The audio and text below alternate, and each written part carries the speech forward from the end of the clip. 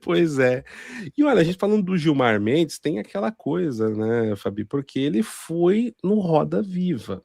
Toda vez que o Gilmar tá acuado, e ele é péssimo para dar entrevista, e a gente vê que é uma agenda pessoal, porque se fosse do STF, jamais eu mandaria o Gilmar Mendes, eu mandaria até o Alexandre de Moraes, mas não Verdade. mandaria o Gilmar Mendes. E teve um momento aqui dele, né, com a Maria Cristina Fernandes, do Valor Econômico, que chamou muita atenção sobre a agenda dele, né? Eu vou passar o vídeo, mas fique à vontade para comentar livremente sobre o Roda Viva, Fabi. Vamos lá. Ó. E me esconder.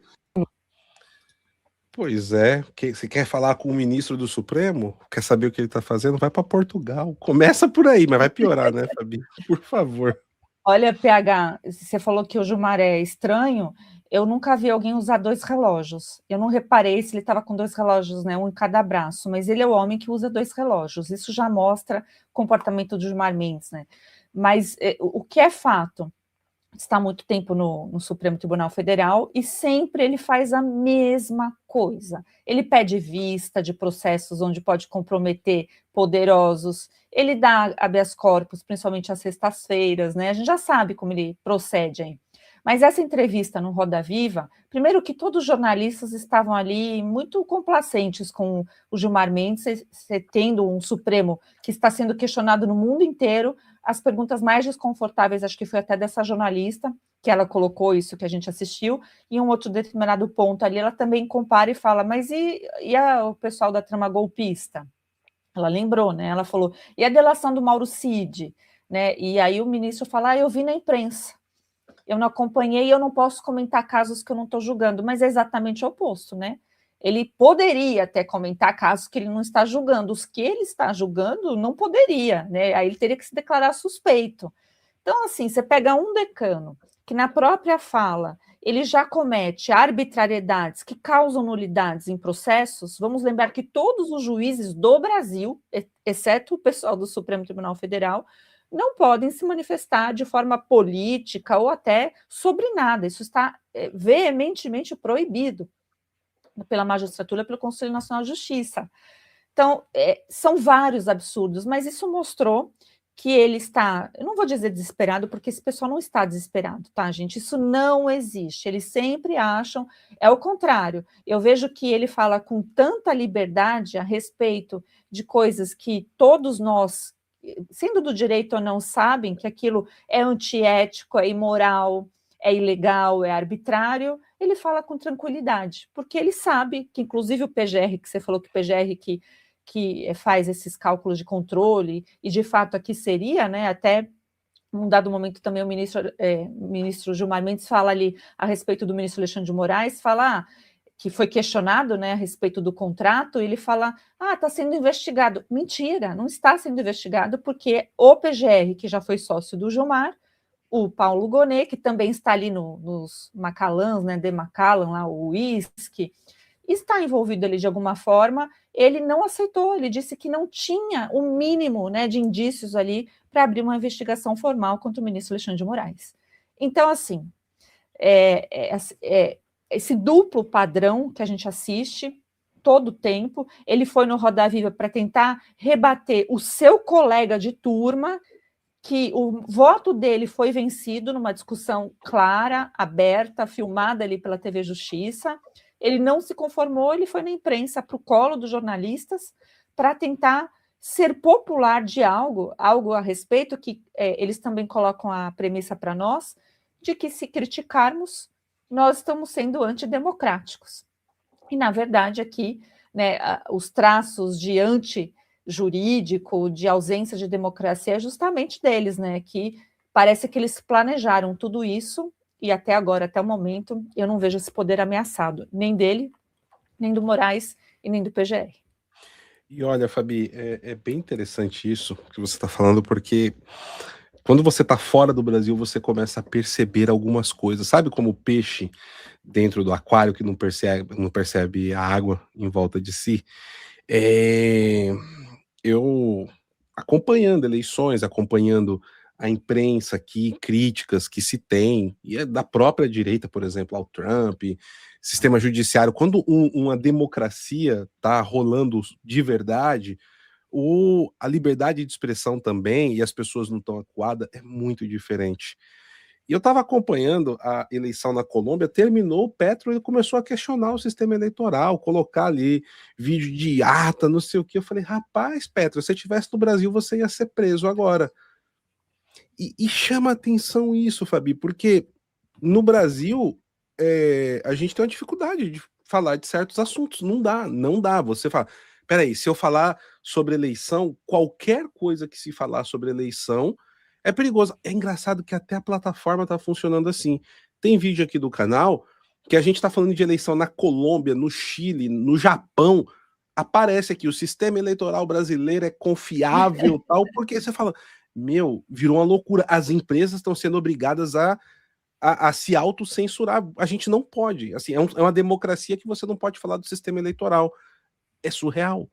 É surreal tudo isso, né? Você tocou nesse assunto e me chamou a atenção, porque a gente está vivendo um estado de exceção no Brasil. E a O gente se devido estado de... autocensura, viu, PH? Eu mesma não falo com a liberdade que eu gostaria, até para explanar causas processuais. Eu fiquei com trauma na época da pandemia, que eu fui abordar a CPI da pandemia e eu tomei um strike porque falaram que eu não podia dizer nada médico. De fato, não estava falando nada médico, eu estava discutindo a CPMI da pandemia lá, que foi um fato jurídico relevante. Então, o Brasil se tornou isso, um laboratório, né? E, assim, é tão importante que aí vai para a tua área, que o Trump mesmo, né, ele está dizendo que o Brasil é de suma importância em relação às eleições. E a gente já tem o Lula falando no mesmo sentido do Petro, né, falando, olha, os Estados Unidos vai interferir nas eleições brasileiras. E a gente sabe que a esquerda interferiu aqui, né, e aí estava tudo bem. E olha que interessante, você falando, né? Eu só vou dar um exemplo do que eu presenciei. Assim que eu cheguei aqui, acho que 2 semanas depois, mais ou menos, ou foi na mesma semana que eu cheguei, enfim, assim que eu cheguei, teve o Statement of the Union, que é o discurso anual que o Trump faz no Congresso, ou o presidente americano faz no Congresso, né? Na verdade. E aí o Trump estava num embate muito grande com a Suprema Corte aqui por conta da questão das tarifas. E então tava todos os poderes dos Estados Unidos. Tinha 3 juízes da Suprema Corte, são chamados de justices aqui, senadores, deputados, todo mundo ali lotado, não sei o quê. E o Trump, ele começou a soltar marimbondo em cima do Supremo. Aí as câmeras da C-SPAN, né, que é a TV do Congresso aqui, como um todo, né, do Capitólio, filmou lá os justices, eles ouviram, tal, voltaram para casa, não falaram A, não mudaram nada, a coisa seguiu, não viraram estrela, ouviram o presidente pôde falar o que ele achava para a Suprema Corte, a Suprema Corte decidiu contra o Donald Trump, e o Donald Trump reclamou publicamente, que é um direito dele, falou que iria adotar outros caminhos, que também é um direito dele dentro das atribuições, seguiu o que o Supremo determinou e vida que segue. Você não viu nem... Pois é, você não viu nenhum juiz do Supremo querendo ser estrela, indo na TV, dar entrevista. Aqui o único que dá entrevista, Fabi, é só o presidente da corte. E não é sempre. Às vezes eles passam 2, 3 anos sem dar nenhuma entrevista. E outra Que coisa... sonho. Outra coisa, o Supremo aqui não aceita qualquer caso, porque aqui é assim, a justiça nos Estados Unidos. A justiça analisa o mérito. Se ela achar que isso daqui não é um problema para ela, ela fala, isso aqui não é problema meu não, vai se virar para outro canto. Entendeu? Inclusive eles fizeram isso em 2020 na questão do Trump, da eleição. Então, assim, olha como é totalmente diferente. Isso já impossibilita, por exemplo, de um partido ficar utilizando a corte como uma segunda rodada de votação interna no Congresso, né? É Assim bom que a você coisa falar funciona. isso, PH, porque no Brasil o STF virou uma corte penal, né? Os casos que a gente vê que estão todos sendo puxados para o Supremo, eles não têm nada a ver com o direito constitucional, né? E seria essa a premissa. Então, desde o começo, né, a gente não vê mais essa organização. A gente já teve um Supremo respeitável. Assim, eu já trabalhei em escritórios de direito que quando você conseguia subir um recurso e se ele fosse aceito, né, tanto no STJ quanto no STF, era motivo de comemoração. Você contava nos dedos, escritório grande com vários advogados, você contava nos dedos os casos que conseguiam passar nesse crivo aí de admissibilidade, né, de recurso em ambas as cortes. Agora, gente, se for uma causa política, né, se for de interferência aí, se for agradar os ministros, qualquer um, né, vale tudo. 20 anos de PT causa essas coisas, né? Atualmente, acho que o único que não foi os únicos que não foram indicados pelo PT é o Gilmar Mendes, que foi do Fernando Henrique, e o Nunes Marques e o André Mendonça, só, né? Tô aqui pensando. Todos os outros. Carmen Lúcia acho que foi indicada já pelo PT. A Carmen Lúcia, eu acho que foi a Dilma, viu? Ou foi Dilma. algo dos últimos... verdade, é que Dilma eu considero PT, né? Eu considero Lula. Lula, PT, sim, tudo igual.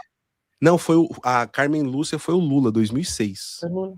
2006. Foi Porque ela indicada está em 2006. próxima à aposentadoria, então, de fato, já tem todo esse tempo, né, de Carminha mudando radicalmente no Supremo. Aqui, bem, o Cyber disse, o Alexandre foi o Temer, não? Foi. Mas veio na esteira de quem apertou 13, né? Quem lacrou 13 na urna, é verdade, tem culpa do cartório, né? Temer não era um golpista, né? Mas ele era vice e com o DNA da esquerda, e até hoje ele interfere na política e dá bastante raiva. Pois é. O pessoal tá falando que o Fux não foi. Deixa eu ver, quem indicou... Fux, eu lembro que... Não, acho que o Fux foi, Luiz Fux. O Fux fez, inclusive, acho que foi pela Dilma também. Dilma, 2011, foi PT, o Fux, foi sim.